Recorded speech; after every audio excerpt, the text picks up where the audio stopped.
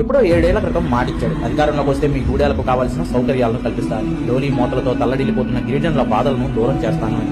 ప్రజల అండదండలతో అధికారాన్ని చేపట్టిన ఆ జనసేనాని ఇప్పుడు మొత్తం ప్రభుత్వాన్నే ఆ గూడెలకు నడిపించాడు. కనీసం నడిచేందుకు రోడ్డు సౌకర్యం కూడా లేని అడవి బిడ్డల స్థావరాలకు బురద నేలలో నడుస్తూ జోరు వర్షంలో తడుస్తూ ప్రభుత్వాన్ని తీసుకువెళ్లాడు. ఓట్లు అడిగేప్పుడు మాత్రమే 5 ఏళ్లకోసారి అతి కష్టం మీద నాయకులు వచ్చే ఆ చోటు ఓ ఉప ముఖ్యమంత్రి రావడం, అందున ఇచ్చిన మాట నిలబెట్టేందుకు రావడమే పవన్ కళ్యాణ్ ప్రత్యేకతను చాటింది. పార్వతీపురం మన్యం జిల్లా బాగుజోల నుంచి చిలకల మండంగి వరకు 5 కిలోమీటర్ల దూరం బురద నేలల్లో నడుచుకుంటూ వెళ్లారు పవన్ కళ్యాణ్. మంత్రి గుమ్మిడి సంధ్యారాణి, కృష్ణతేజ లాంటి యంగ్ ఐఏఎస్ ఆఫీసర్స్, పోలీసులు, మొత్తం అధికార యంత్రాంగం అంతా ఆ ఊరికి కదిలి వచ్చేలా చేశారు పవన్ కళ్యాణ్. 36 కోట్ల రూపాయల నిధులతో బీటీ రోడ్ల నిర్మాణానికి శంకుస్థాపనలు చేశారు డిప్యూటీ సీఎం.